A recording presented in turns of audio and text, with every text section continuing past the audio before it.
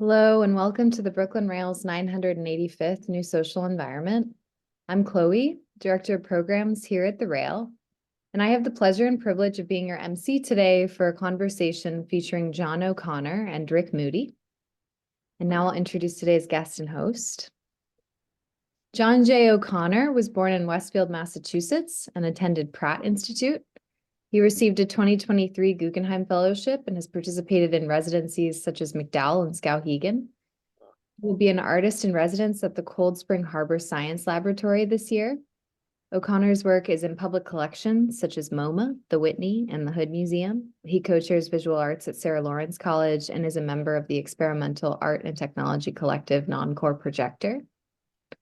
And our host today, Rick Moody, is the author of 6 novels, 3 collections of stories, and 3 works of nonfiction, including most recently a memoir, The Long Accomplishment. He writes frequently about music, especially at the home key, and teaches at Tufts University. And with that, I'm going to pass it over to Rick. Hi, everyone. Lovely to see you all. Hi, John. How are you, John? Hi, Rick. Doing well. Good to see you. Thanks, everybody, for coming. Thanks, Chloe, Eleanor, Fong, for inviting us to talk. This is such a great series, and I'm really excited to be a part of it. And thanks, Rick, for doing this, too. Really appreciate it. My pleasure. Yeah, thanks to the Brooklyn Rail. It's really fun to be here. John, I thought before we started that it might be interesting to just talk about how long we've known each other and sort of how we met and so on. As a kind of backdrop for the questions I'm going to ask, do you want to give a stab at rehashing that ancient history? Yeah. So when was that? We taught a class together. Princeton was what, 2000 and maybe 12-ish, 13, I think, somewhere around then. And yeah, I remember I was asked to teach through their atelier program where they invite people to teach across disciplines. So I had reached out to Fred Tomaselli, a friend of mine, the artist, and I had known your work, Rick, but he recommended that we might get along well. So he put us in touch. And then I do remember the first time we were supposed to meet, we were going to meet in person at a coffee shop, right? I don't know if you remember this, but there are 2 coffee shops with the same name at different locations. And I showed up at one and you showed up at the other. Do you remember that? I remember that. And then I don't think we had each other's phone numbers at the time. So I thought you just stood me up, and I think you thought the same of me. And then, so that was kind of interesting start, I think just having it. And then we taught the class together. I think there were four people in the class. And so you and I mostly did each other's projects together. Yeah, I don't know if that kind of gets to the first time we worked together.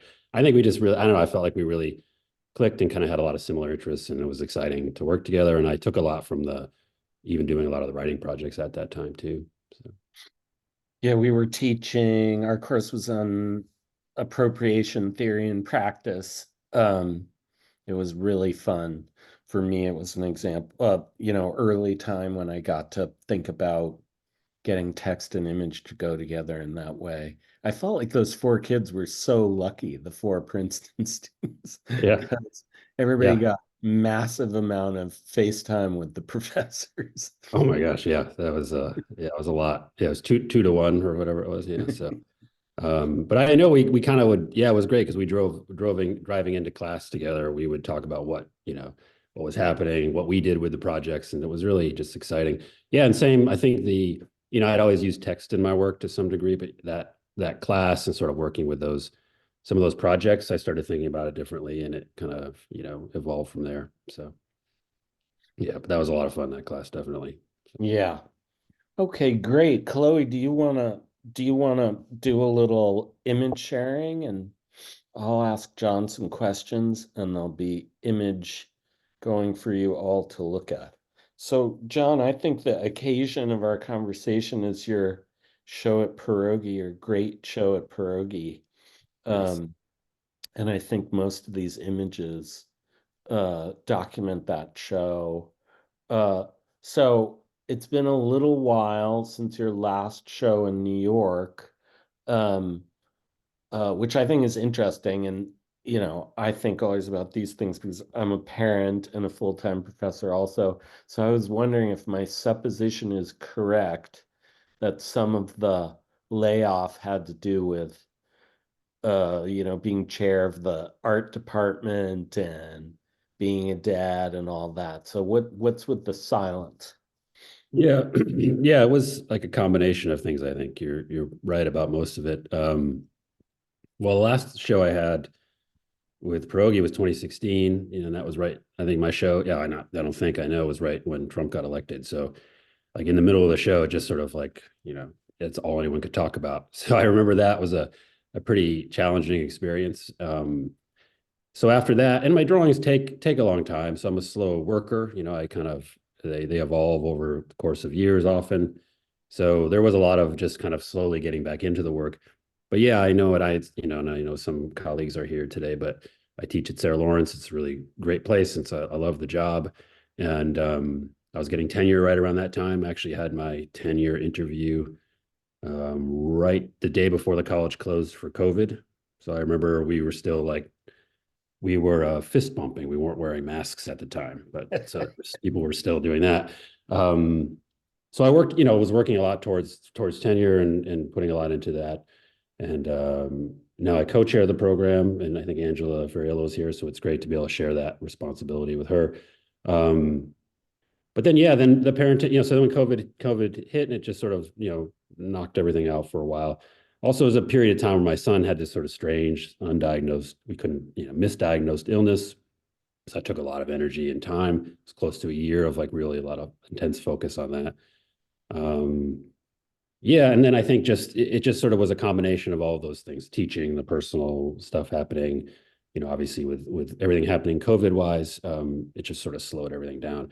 But I was still making a work gradually and sort of trying a lot of different things. And I do think like, it's sort of difficult to talk about anything positive coming out of that period, but the kind of connection, like even you and I collaborating, I think like the desire that I had, and I know a lot of us had, to kind of connect with other people, the sort of isolation we felt caused me to sort of reach out and begin to like kind of connect with artists and other creative people in a way that I hadn't before.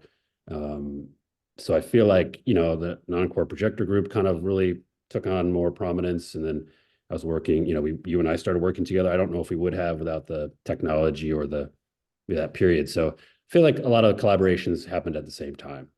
So it was like a kind of a confluence of a lot of different factors that led me to not have a show until now. So some of the work, I think there's a butterfly series drawing in the show, and that's consonant with a practice that you were pursuing, as far as I know, back quite a ways, and is thus consistent with the John O'Connor that we know.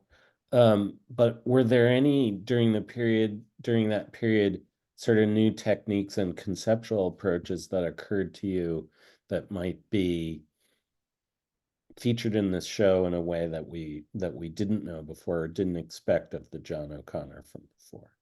yeah, I think well, the drawing that's up now, the car crash drawing, and then the first one I think that was shown with the eye shot drawing, and then a couple of the others that are in the show. I mean, I had sort of started some with this idea previously, but primarily these drawings are more or less like self-contained pieces that don't have a lot of like sort of diagrammatic notation or sort of problem solving or systematizing of information, but they're more of a kind of repetition and pattern through language and image and form. And I guess that became something that felt like, I began to kind of push a bit more in conjunction with some more of the drawings maybe you'd think of that have a kind of, handwritten sort of quality or something to them. But like in the case of this drawing, it was a sort of the idea of like a phenomenon being repeated and sort of incrementally or gradually sort of changing over time through the repetition of language, in the same way like the idea of like a semantic satiation, where you say the same word and it begins to kind of become an abstraction or something. Like in this case, it was, I crashed into and the continual kind of, dynamics of a car crash repeat throughout the entire drawing. And I think they become, they change in conjunction with the sort of imagery and the imagery evolution. But they be almost like musical or like nursery rhymes or something, I felt like, where there's a kind of sort of simplicity to the initial, sort of phrase or the initial component, but as it's repeated, it gains complexity and it evolves, So I don't know if it makes sense in relation to the work, but this drawing has that and some of those others have that. And I don't think I really explored that up until that point.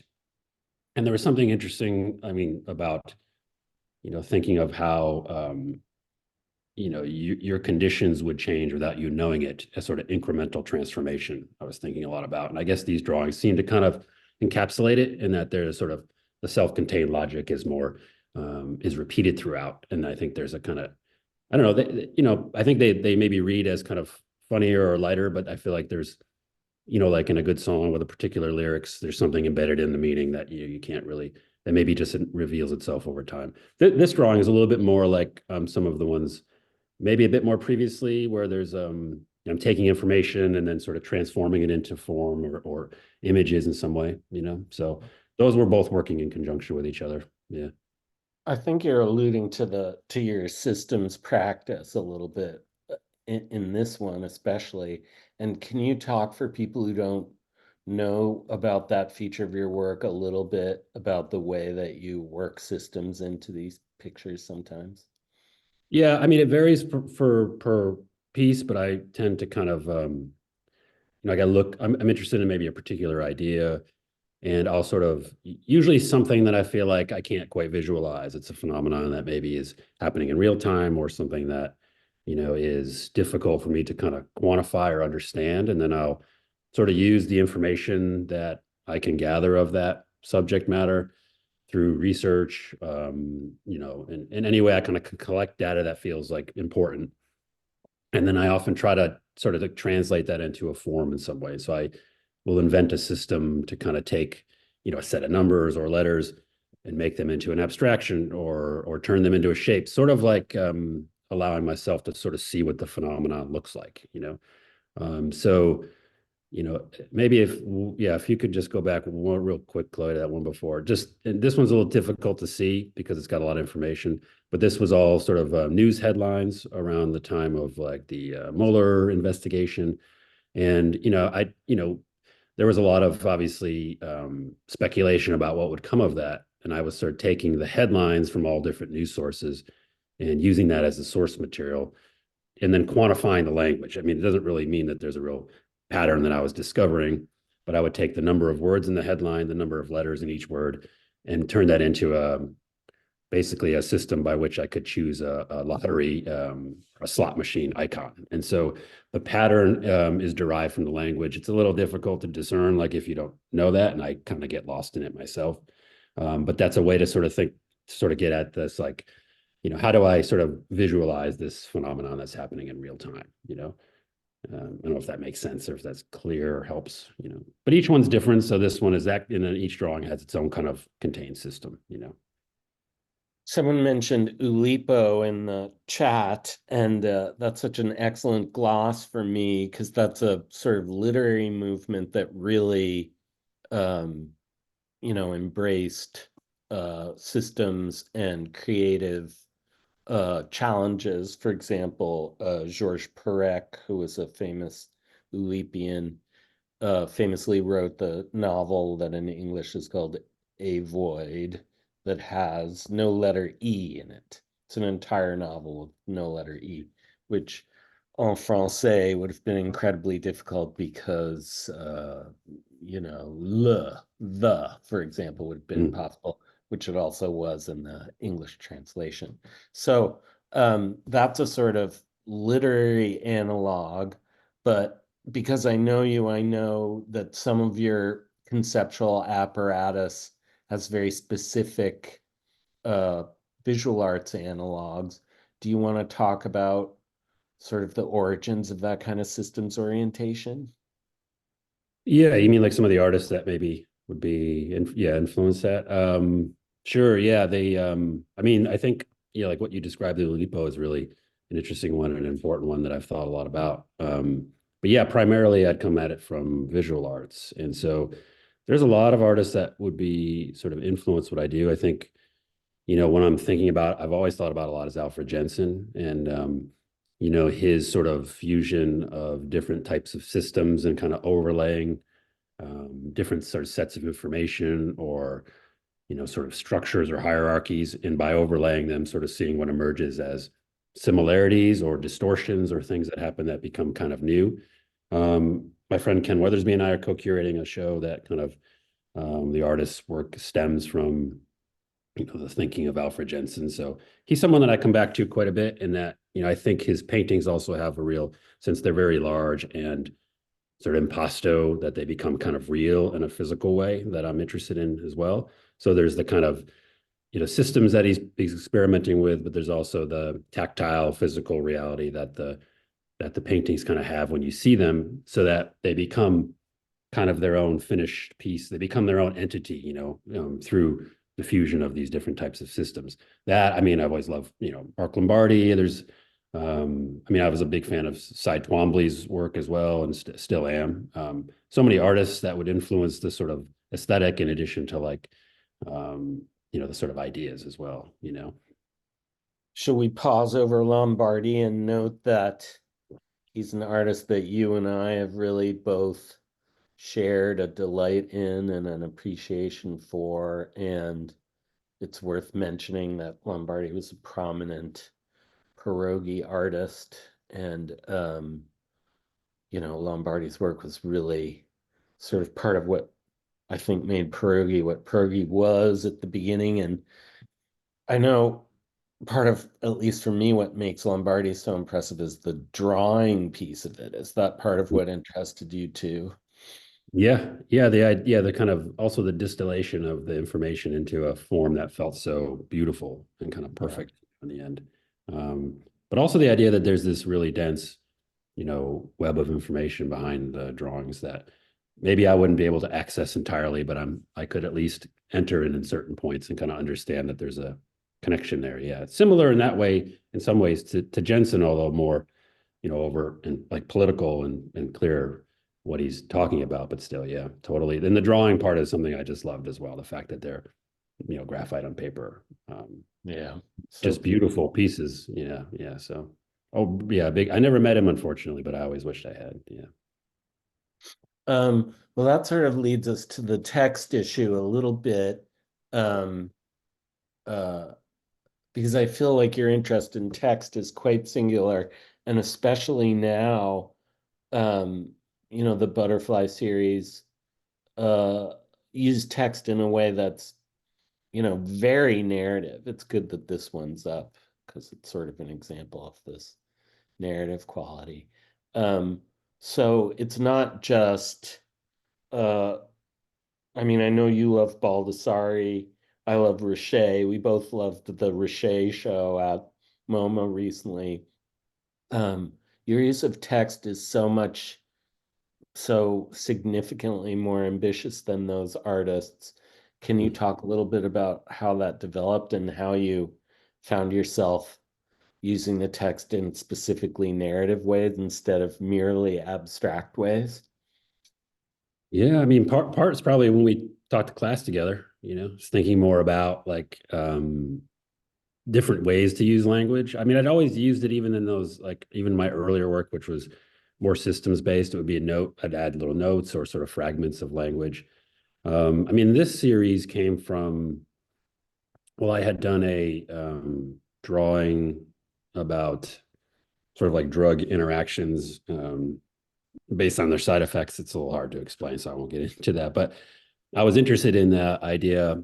It was basically like if imagining that if you took one drug, and then it caused a particular side effect, you then have to take a drug to treat that side effect, and so on and so on. And I remember trying to figure out how to make another drawing that would get at that idea, and just the narrative sort of popped into my head.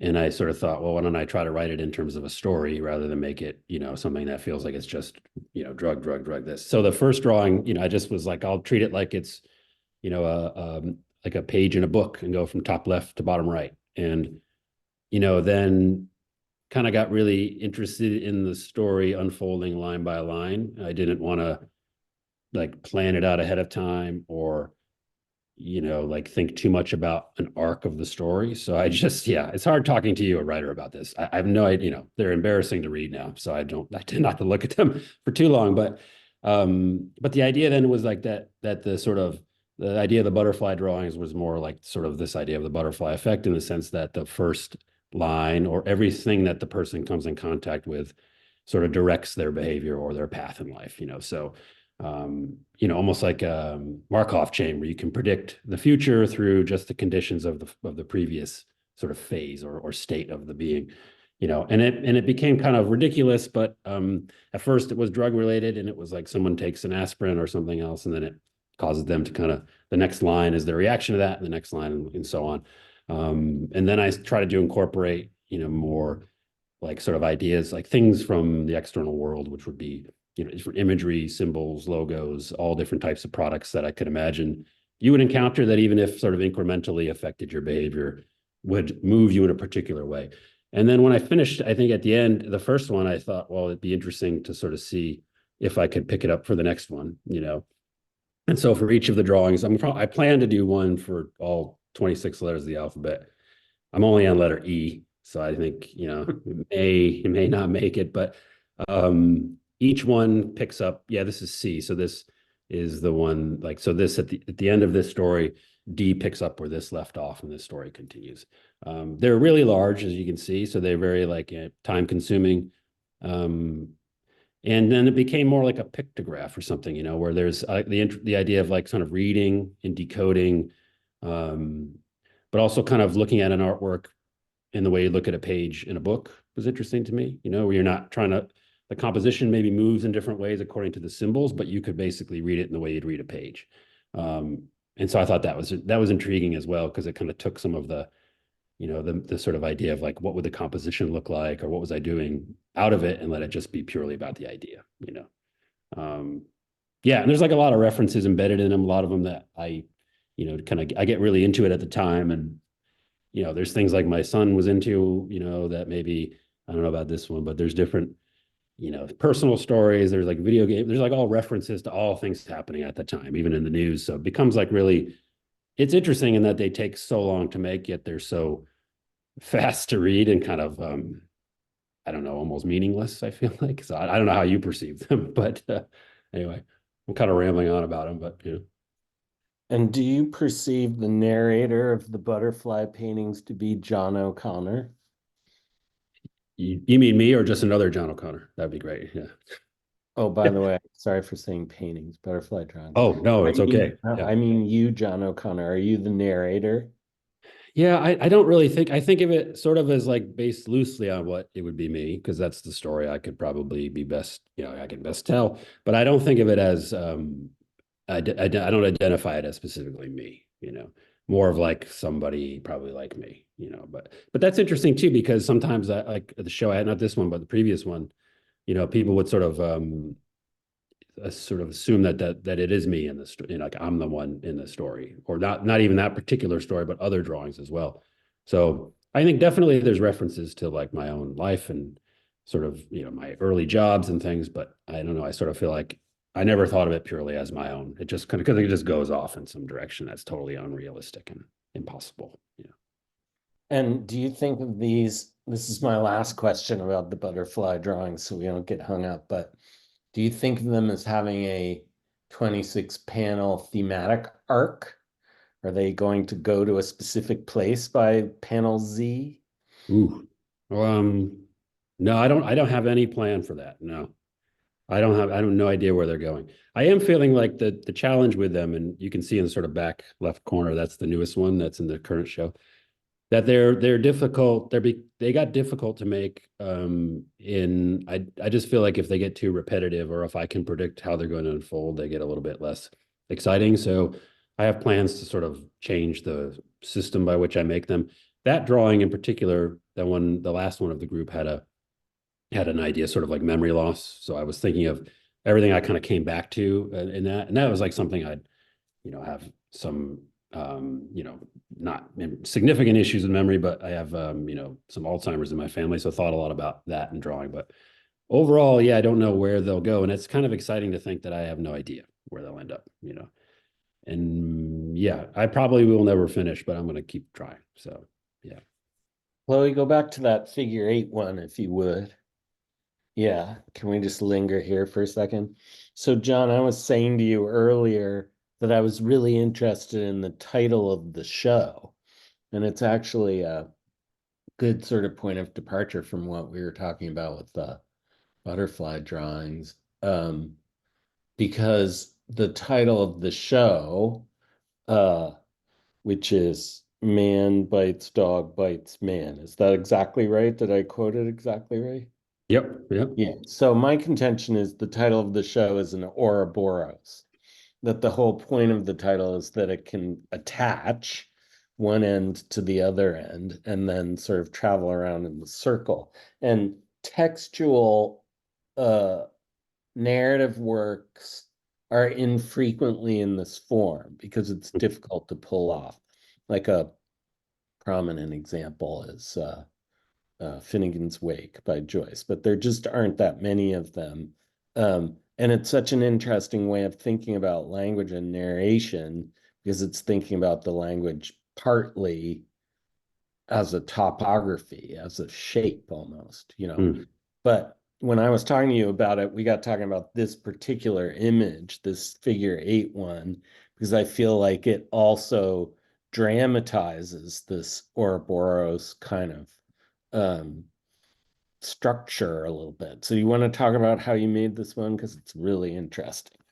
Oh, this one, yeah. But yeah, it's I'm glad you picked up on that for the title of the show, because that's like felt like it really kind of encapsulated a lot of what was happening in the individual works too. Yeah, this is yeah, well, you can see the size and everything, so it's like sort of mid-sized drawing. Well, actually, I had for this, I started with that sort of swirling those lines in the center. And I guess if you don't see it in person, maybe it's difficult to tell. But actually, I have like sorry, you can see. I don't know if you can even see this. I can't see myself because I turned it off. But I have I glue like small pencils together. Yeah, that's what I do in my spare time, is glue them into huge balls. I'm a professional artist that I do. And so, but I like the idea that they become like a way to make moving your arm in a singular way creates this sort of these multiple lines at once. So I had two of them, and I just had this idea of like trying to create these alternating sort of figure 8 patterns, but that would cross over each other. So moving in different directions with my hands. So I had two of them and then drew those on the center, drew them in the middle of the paper, and sort of thought of it as like you're, trying to do two different movements at the same time. It was impossible for me to kind of control my attention and focus on one. It would constantly shift between the other. So you forget about what one part of your body is doing versus the other. And I thought it was just a kind of interesting phenomenon that they would interconnect through this shape or this form, kind of creating a loop between the two sides of my body. Anyway, that was like what I thought initially.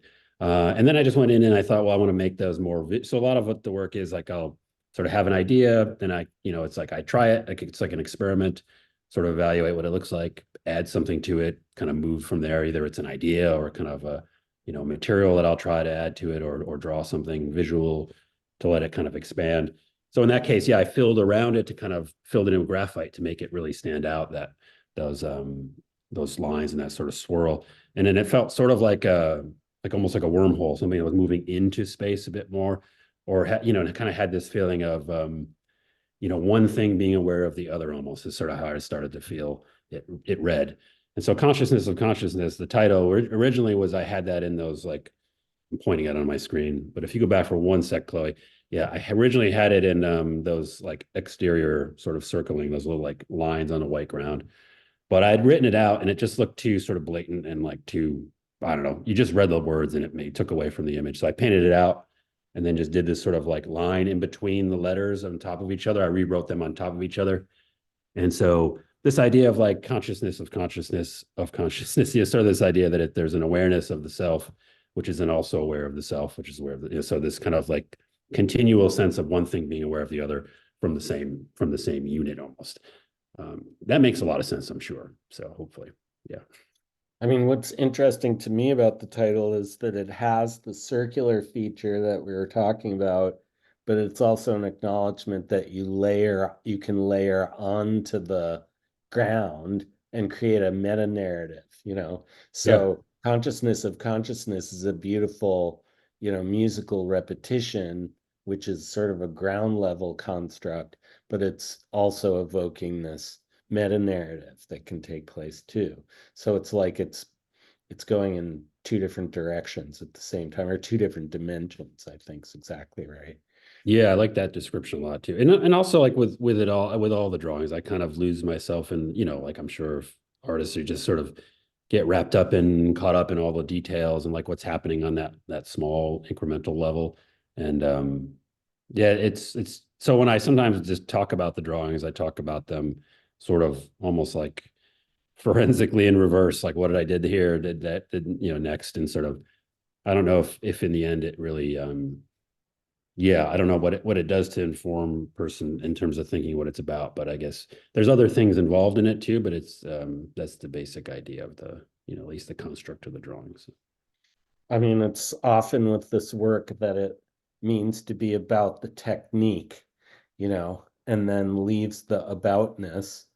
And this is odd to say about an artist, who makes specifically narrative work, specifically narrative, that it's less what it's about than how it's about, Can we talk about the night drawings? Because for me, that's just such a spectacular new series that you're working on. Sure. Yeah. Thanks, Chloe, for pulling those up. Yeah. So night drawings. Anything you want? Would you like me to say something about them, or Maybe we start by talking about the technique a little bit for those who don't know. Yeah. So these let's see, color. Yeah. So yeah, I started these at MacDowell. I did MacDowell residency back yeah, well, I mean, a few years ago, many years ago, I guess. I can't even remember now exactly when. But like you had meant, like sort of the drawings, the narrative drawings and a lot of large scale drawings take a long time, and they're, I love that about them, but they're very slow and they develop kind of incrementally. And so I was interested in just sort of thinking about other ways to make drawings that were not during like exclusive studio time.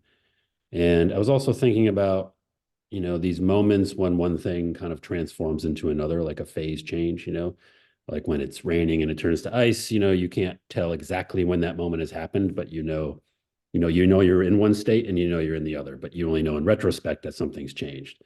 And I sort of felt like that was really interesting in thinking about, how you age and how things, evolve. Anyway, so there's a lot of I was thinking a lot about those moments. One in particular was intriguing, was like when you fall asleep, and I've done drawings sort of my sleep talking and things that happen when I'm not conscious. So for these, I thought it'd be interesting to try to like give some form to that moment when you move from consciousness into sleep, So it's not on these. I think I probably wasn't as yeah, the digital print. So what I started to do, and I do them still, then I'll do them every night because I have a partner, and drawing in bed isn't always like the best thing to do. But I was alone at the time, so I could do them every night. So when I would go to sleep, I just put like a piece of paper or a notebook on my chest and put a piece of pencil down or a pen or something, and then I would try to fall asleep. And as I fell asleep, usually you make a mark, just like something happens and wake up and the pencil's on the ground and the notebook's there or something. And I had no idea what had happened, but I know that mark was the evidence of this transition from like, again, like a forensic sort of moment when, you left a trace of something that had happened. And so then I thought, when I first did one, I just thought, well, it doesn't look as interesting as it could. Maybe I'll do something with it. So I photographed it, and then I would invert it in Photoshop and print it. And then I drew on it. If I had a dream, I would also write the time that I had fallen asleep, which I noted in my notebook.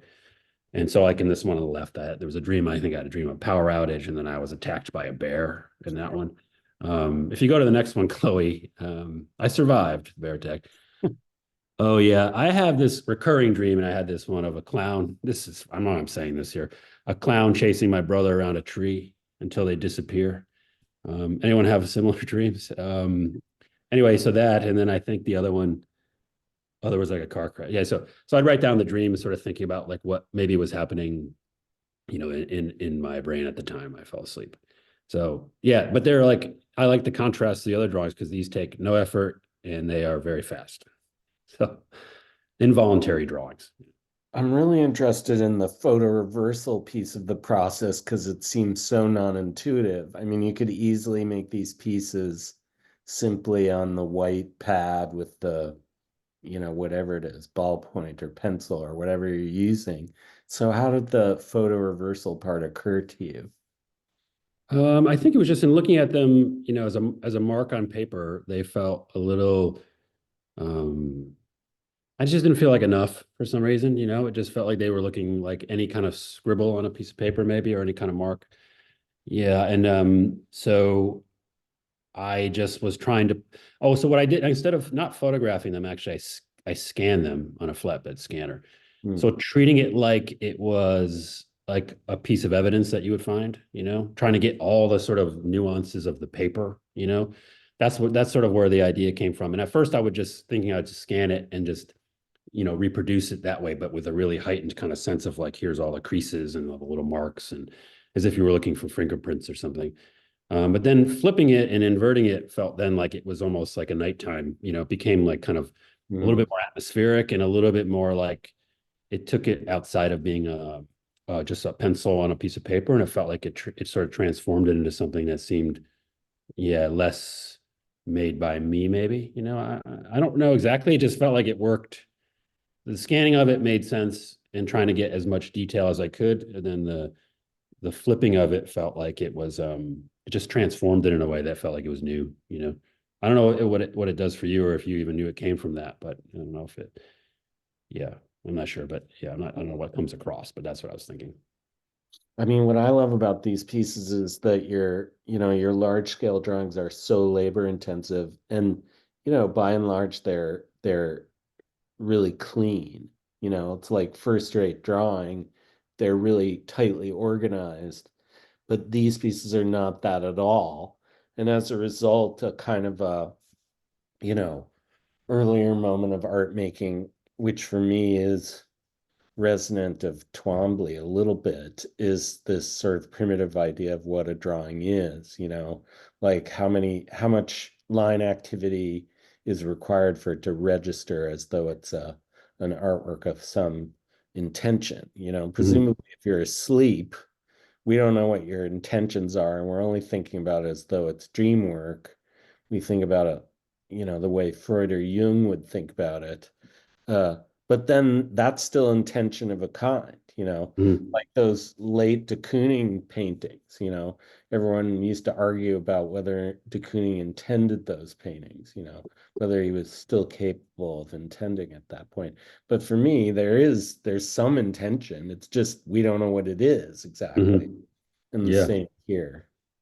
Yeah, I think maybe it's also what sort of seems to that you're interested in as well. It's like somewhat of a lack of control, like taking some of the agency out of my own art, like I tend to think, and this was from when I was really, earlier making art, in undergrad and grad school, really was thinking about, the choices I would tend to make that I sort of follow patterns that I already know and try to find, and always looking for ways to kind of discover something that felt new through like a kind of, setting certain parameters or just taking some of the control out of the process so that it's surprising. Yeah. And I guess that's where the lack of intention, the idea is there, but I had, no idea what would end up looking like, or if they would even work and how they'll change over time, is an interesting thing to think about. I guess that's like in your work as well, right? I mean, something that we talk a lot about when we, in our collaboration. So, and also sort of seeing sort of a distortion and distorting something a bit so that when you see it slightly differently and how that sort of becomes makes you kind of question how you perceive what, a drawing would be or what a mark would be like or where it would come from or how quickly it was made. So those things are interesting too and kind of always in my mind. Yeah. And are you still out working on this series? Are there further examples? Yeah, it's a sort of hit or miss sometimes if I don't have like a dream, I may not. I have a bunch of them. Like I have, probably 50 of them. I still make them. I just made one last week. Yeah, I think it's just sort of like, yeah, I'm just going to keep trying and see what happens over time. I don't always like finish them in this way, but I've been experimenting with other like ways to make them as well. So I'm definitely interested in seeing how they evolve over time. But like I said, I live with, Holly, my wife, my partner, it's difficult. You can't just draw in bed all the time. So, I refrain from like doing that every night. So once in a while. Yes. Well, let's talk about politics for a minute, if you're willing. Sure. And maybe that involves digesting our collaborative project a little bit. Do you want to digest it some? Sure. Yeah. Yeah. Well, I would like to hear, maybe if you want to start. Oh, okay. Or if I can too. Yeah, but I'm curious if you want to get into it, maybe. Yeah. Well, from my point of view, when I was thinking about it today, before we got here, I was thinking that there was a salient transformative moment in our conversation. And it was about the fact that each of us, in some particular way, is dealing with the difficulty of being in a family where there are people who have precisely dramatically opposed political opinions to ours.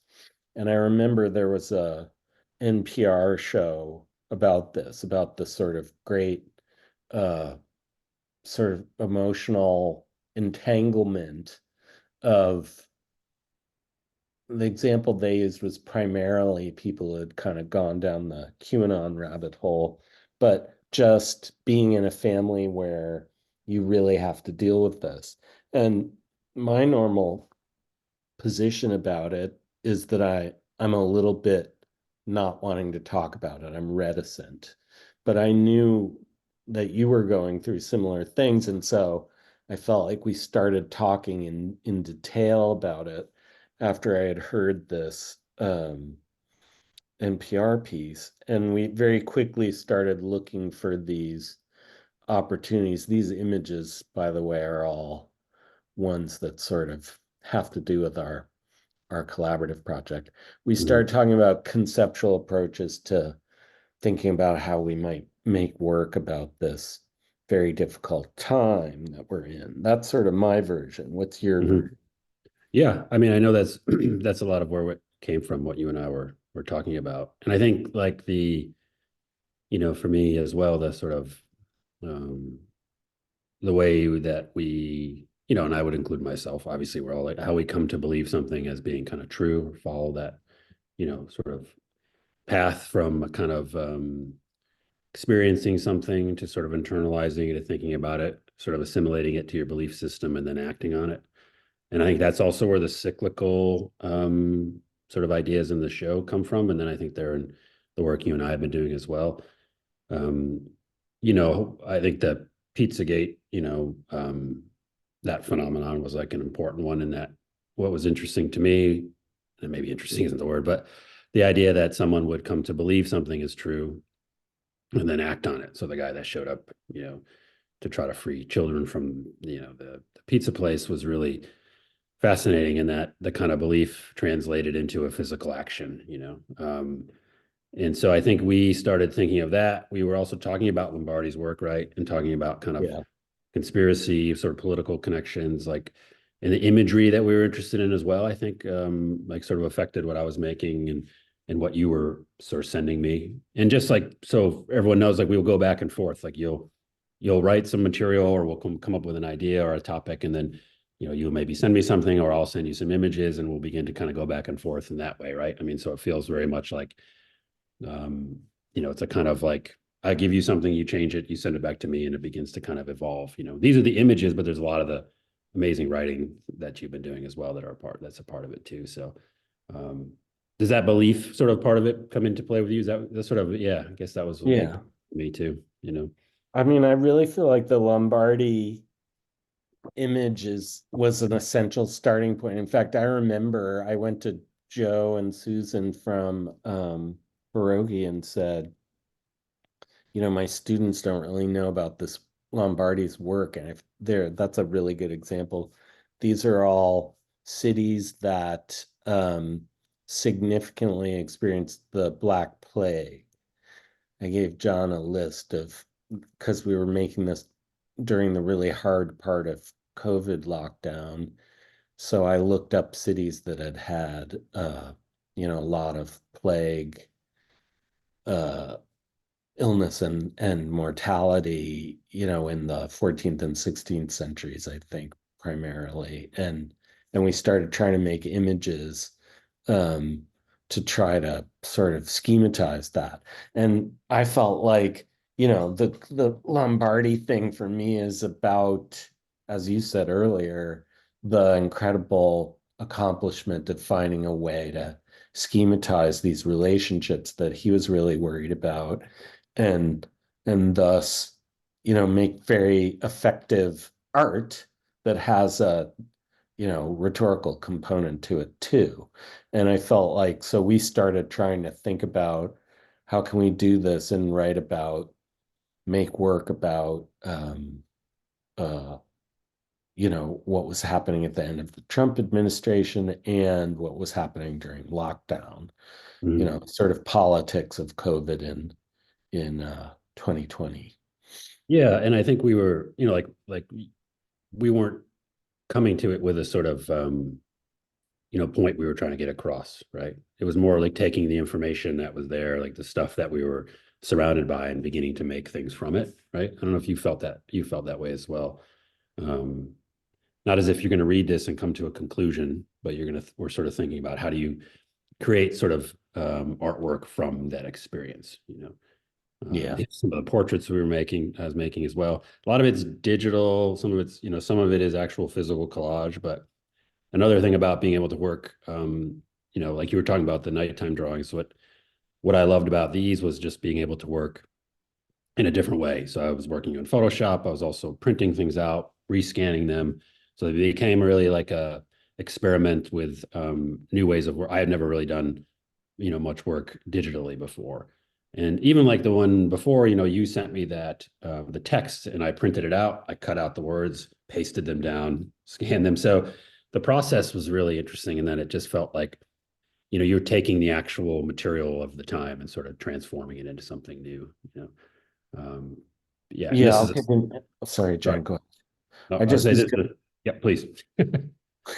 I just was going to say, to give the audience an example, that I did a thing where I was taking every 17th word of a tweet by Donald Trump, and I basically did this for every single tweet from during the presidency of Donald Trump. 17 being important because the QAnon people are obsessed with 17s. So we made these texts that were excuse me, that were every 17th word, and then I would amass 17 of them. So it was like a sort of a de facto sonnet.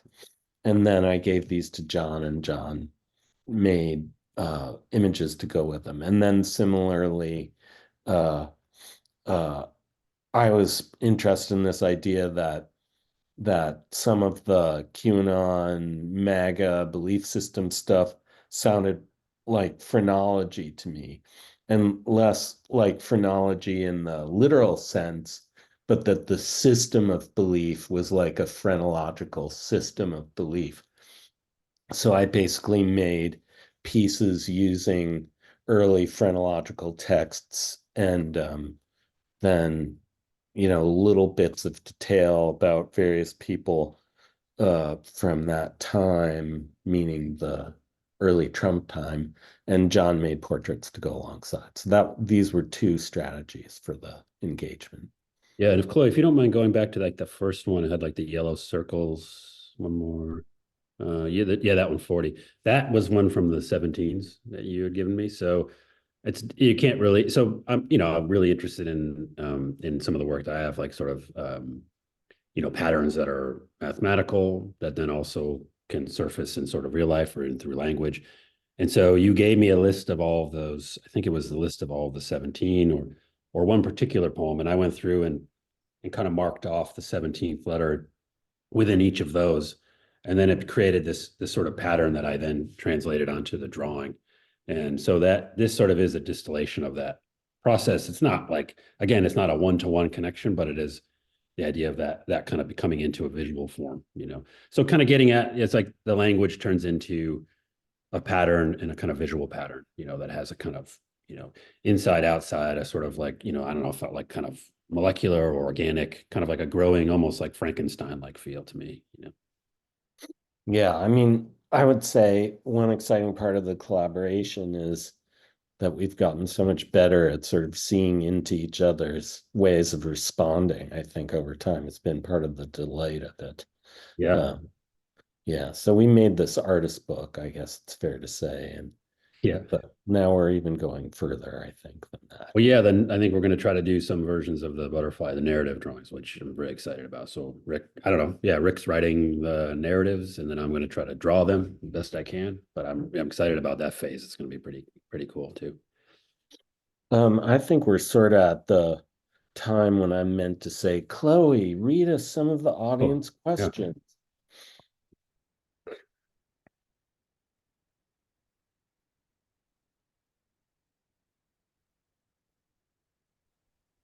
Thank you so much, John and Rick, for that amazing conversation.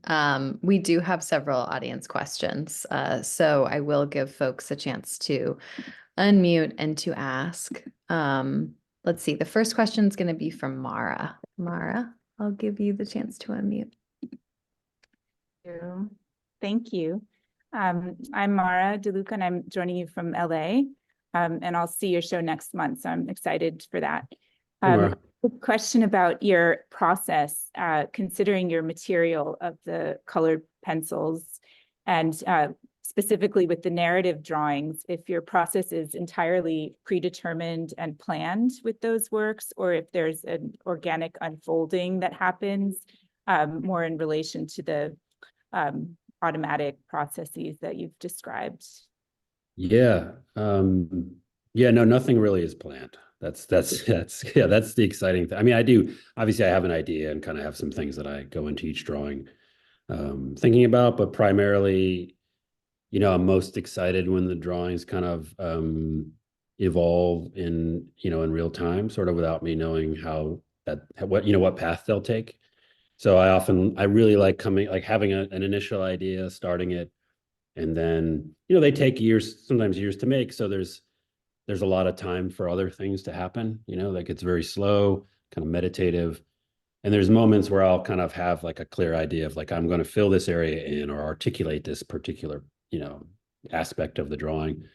And then I can kind of let my mind wander, I'm sure it's like that in your studio. I know your work too, and really, really love your work. So, but so maybe there's some kind of place where your mind can kind of, like move, and then I can find connections and things that I hadn't really initially anticipated. So, yeah, and then it's, there's always, there's points where it feels like it's not going to work, or there's something that's not interesting. And so I try to find new ways to sort of like, reinvent the drawings. I mean, cutting them up more, painting out parts, sort of things like that. So, and I'm interested in seeing where that process goes too. Like if I'm not interested in something, cut it out. Since it's paper, it's very malleable. It gets, it can, I don't know, it shows every little mark you make, which I love. Every time you touch it, almost it kind of is like a residue of that interaction that I love. So yeah. So no planning, which is good for me anyway. I guess they don't look that way though. In the end, they look very much like I knew from the start they were going to, figure it, end this way, but I don't know. So thanks though for the question. Thanks for coming too. Thank you so much for that question, and thank you for that answer, John. The next question is going to be from GE. GE, I will give you the chance to unmute. Thank you, Chloe. Thank you, Rick, and thank you, John. Question is very simple, but maybe not so. Do you remember that instant when the line went into paint, that kind of transformation? And what did it feel like? Which you mean in a particular piece? In the very beginning, when somewhere between drawing suddenly went into painting, and what does that transformation feel like? That's a really good question. I do remember the specific piece where that happened, actually. It's funny, because I was at the Vermont Studio Center and was doing paintings, and had painted over this, a large area because I thought I had ruined the painting and was going to go to bed. And then I went to just sketch something out real quick before I went to sleep that night. And the pencil, I mean, if I had it's very, really old from like late 90s, I think I made it. But the pencil sort of like tore through the paint, which was partially dry, and went into the wet paint. And it was a red underpainting with a white paint with white sort of house paint on top. And it was actually funny you say that, because that moment where it felt like it was both on top, almost like it was like a sketch or a diagram, but it was also physical, and it became this real, like the line became embossed in the paper, or in the surface, and it felt like there was this balance between that I feel like I still kind of try to achieve, between like the idea, the sort of sketch, the diagram, the planning, the kind of like notational work that leads to the form, and then the final form existing simultaneously with that, sort of as if those two states, from the idea's origin to its like conclusion, those things are collapsed onto the paper. And yeah, I think on that piece, actually, it's interesting. That's where it sort of happened. It's funny. Maybe you were there at the time. I just didn't know you were there. Oh, But you can see maybe it. we were all there, Yeah, exactly. Yeah. So, but I remember that thanks. That's great. And I appreciate it. Yeah. Thanks for coming too. Yeah. Thank you for that question, GE, and thank you for your answer, John. The last question today is going to be from Fong. Fong, I'll give you the chance to unmute. Fong asked tough questions, so I don't know if I'm ready. Rick, can you help me out with this? I have a tough question, simple question, in fact. I'm sorry I missed the first half, you guys. I was in a meeting, but yeah, been following your work for a long time. And I was thinking in the context of what Rick just mentioned, Joyce earlier. And I couldn't help but to think of how Joyce also was an admirer of John Ruskin.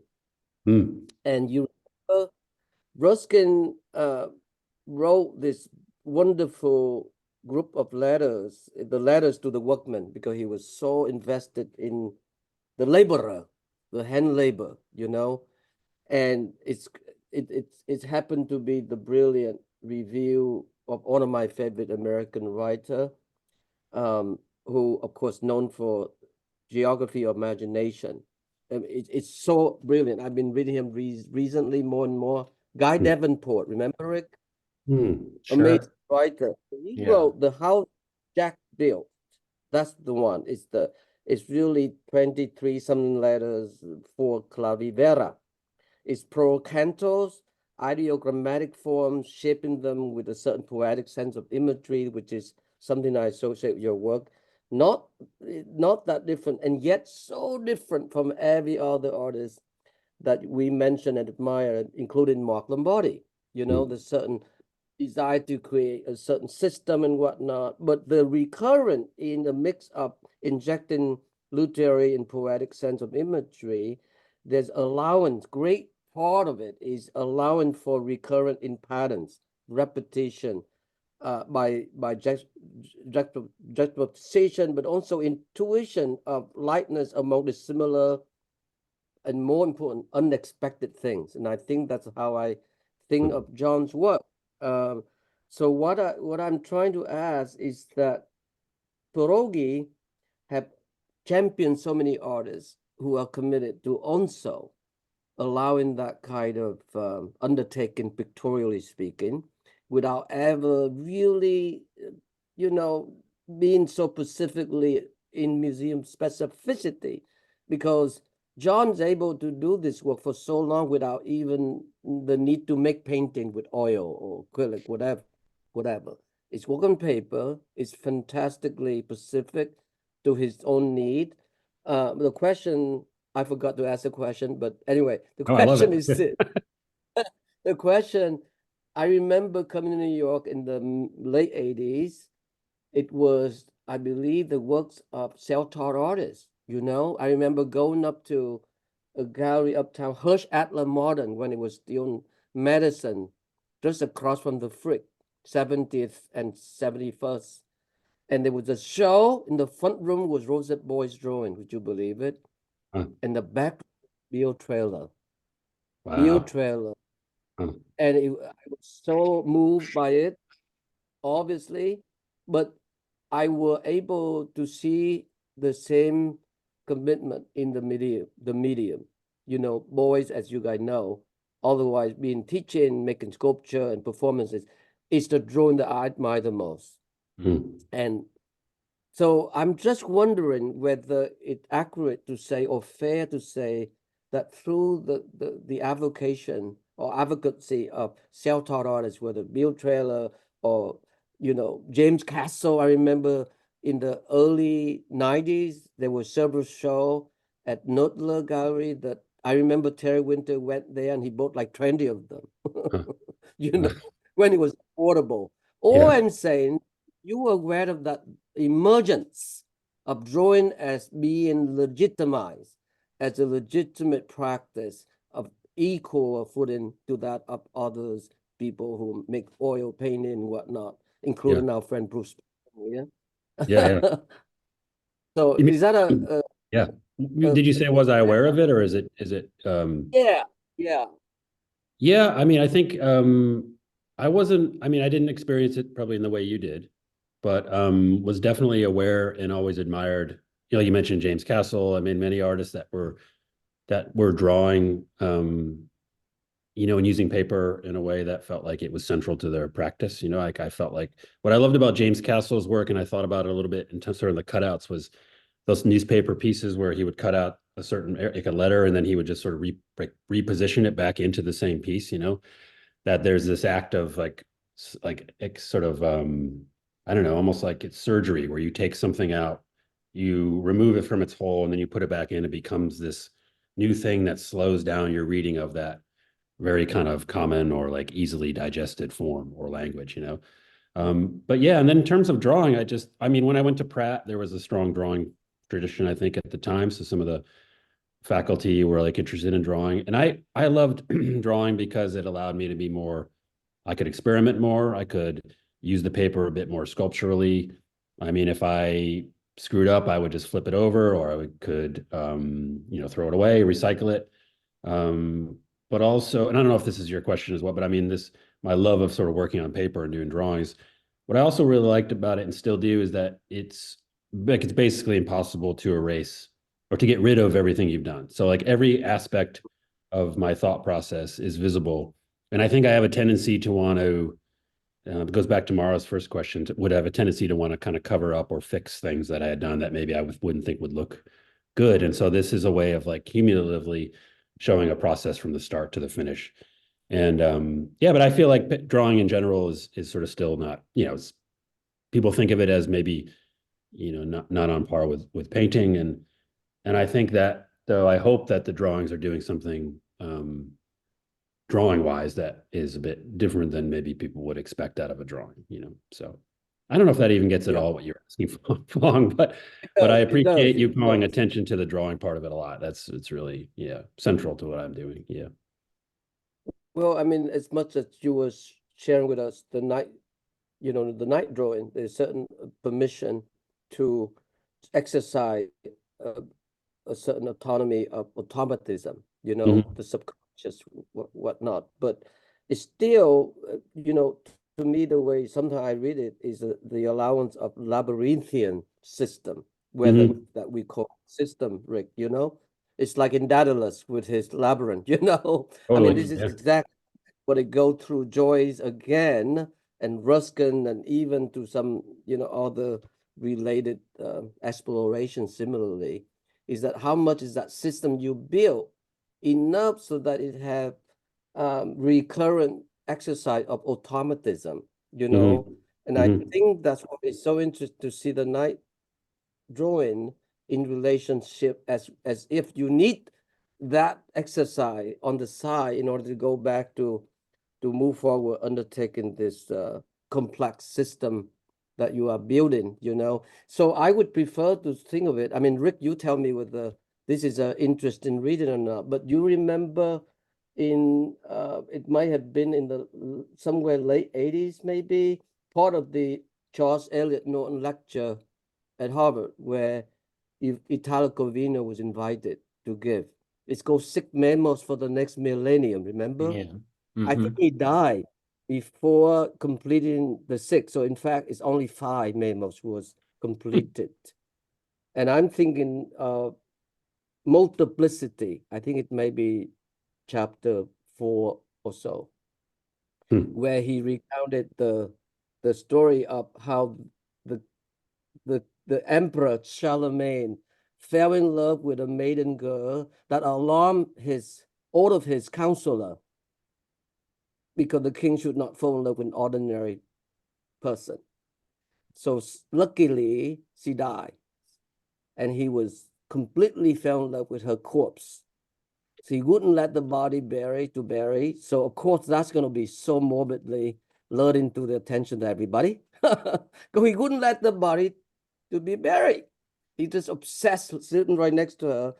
Some point, somehow, one of the counselors took the ring from the corpse and put unconsciously in his finger. Charlemagne fell in love with him. Hello. So he was mortified. The king is now after him. So now the body can be buried, but now Charlemagne is completely in love with him. He was so horrified. He didn't know what to do. He went back to the Lake Constant behind the palace, throw the ring in the lake, whereby Charlemagne go there every day, contemplate, especially in the day the moon. And that's the end of the story. So I feel that multiplicity is a way that your brain works from one to the other. Anyway, I'm rambling. I like that. Thank you. Yeah. Good seeing you guys. Rick, good seeing you. Please come on and let's spend some time with each other too. Maybe we'll meet at John's show. Let's do something. Thank you. Thank you, you guys. Back to you, Chloe. Thank you. Thanks for that, Fong, too. That was great. Thank you. Yeah. Thank you, Fong. And thank you so much, John and Rick, again, for today's conversation. And thank you all today for your questions. Rick has something he would like to read to conclude today's program. So, Rick, I'm going to pass the mic back over to you for a reading.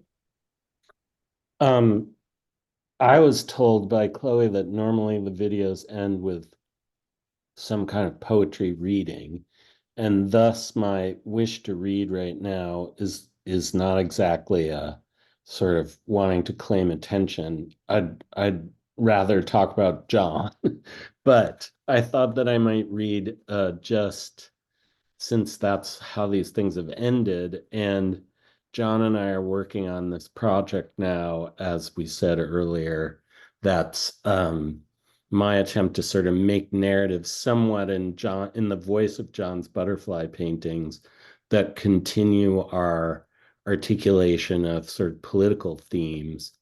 And so I've embarked recently on trying to make a bunch of very short texts by Washington, D.C. Capitol Police officers. And so this is one of the texts by a Washington, D.C. Capitol Police officer. The context will be probably immediately apparent to you. Here goes.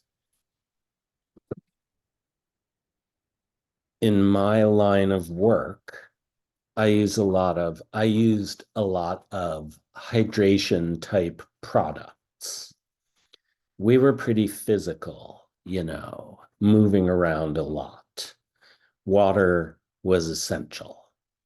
Now, I took a dim view of hydration products in any plastic container, like, say, anything in the Aquafina family of products, or Fiji, or Smart Water. Smart Water is just showing off. And isn't there a Dannon bottled water? Who wants water from a yogurt manufacturer? These products shed nanoparticles into the contents of the bottle, and they probably caused hormone imbalances, not to mention PABAs getting past the blood-brain barrier, getting into the bloodstream generally. I drank my hydration type products out of glass or even aluminum, wherever possible. I didn't want to pass the ADHD onto my kids, should I ever have kids. That day, I found like 6 cases of Crystal Geyser in the 8-ounce size in a break room. And I dragged all this water outside because, I was so covered in pepper spray. There was so much pepper spray on my uniform, in my hair, on my face, that I needed to rinse off to get back in the game. The game being getting beaten and called a traitor, and worse. My eyes were swollen up, even with the Aquafina, and I could see in a way that the end was near. The other guys were grateful for the Crystal Geyser too. People were stripping off riot gear and emptying whole bottles of the room temp 8-ounce containers onto themselves. Needless to say, we were all grateful for the plastic, turns out, because otherwise they'd have gotten a hold of the glass bottles, the drunken amphetamine rioters breaking through the line so they could try to cut me or us, holding aloft the stem end of the bottle and making incoherent claims about liberty. Aquafina, refreshing, rehydrating, and riot-proof. Thanks. Thank you, Rick. Thank you again to John as well for today's conversation and for your work on View at Pierogi. I encourage everyone to go see it if you have a chance before February 10th. Thank you as well to Susan for all your help in preparing for today. We'd also like to thank the Terra Foundation for American Art, who sponsor this program and make daily conversations like this one possible. They also support our archive, which you can view on the Rails YouTube channel. The Rail has been free and independent for 23 years. A donation directly supports our writers, production staff, and operations. You can support our work through the link in the chat. And if you're free tomorrow at 1 p.m., join us for a conversation with Anna Ravarat, Bob Stewart, Jean Silverthorne, Michael Brenson, Nancy Princenthal, and Douglas Dreispoon on Art and Aging, our December-January Critics Page section. And as is Rail tradition, you can now turn on your microphones and say hello and goodbye as you leave. Thank you so much for joining us today on the NSE. Thank you, John. Thank you. Thank you. Thank you, Rick. John. Thank you, Rick. John. Thank you, Rick. Thanks, John. Thank you, Rick. Thank you, That was Rick. great. Happy Thanks, Thanks, everyone. guys. Thank you so Great much. show, John. Congratulations. Yo, Thanks, Cal. I Thank appreciate you it. so Good to see much. you. Yeah. thanks for the reading, Rick.